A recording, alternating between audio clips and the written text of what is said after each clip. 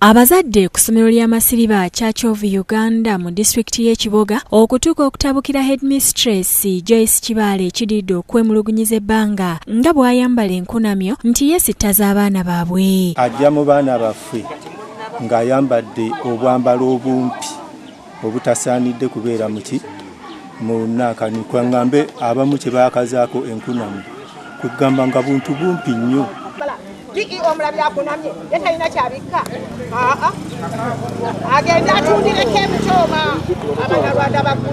Bagamba nti Kibale teyeefiirayo ku nzirukanya ya ssomero nga buli mwaka lyeyongera kudda mabega nga n'abayizi abaatula ekibiina eky'omusanvu omwaka oguwedde baakolera ddala bubi.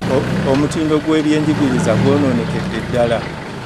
Abaana baffe emabega twali tufuna first grade tetukyazifuna.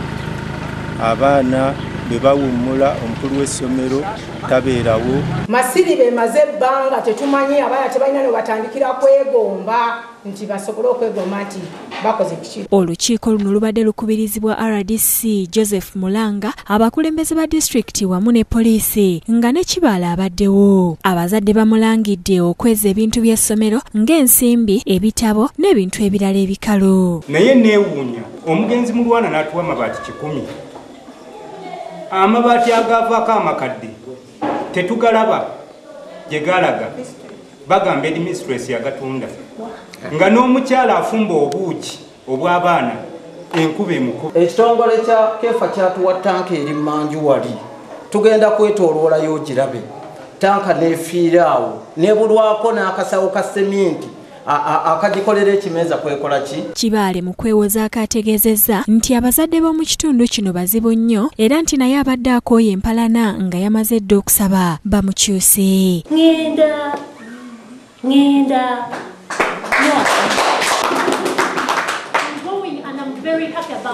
naye mbasonyiye abo bonna abanfunise wano.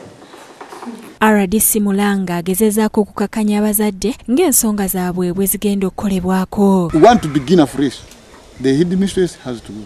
The teachers have to go, and then we begin afresh with a new head teacher, new teachers, and new everybody, and new management. Bino tebimatiza bazadde era olukiiko ne lwabuka nga bo basazeewo nti tadda ku ssomero lino nga waliwo abakyala babiri bakira bamuwereekereza ebigambo nga bamulangira nga bwe bamukooye. Luka Kajiri yakusakidde eggulire lino ku Rabukede TV.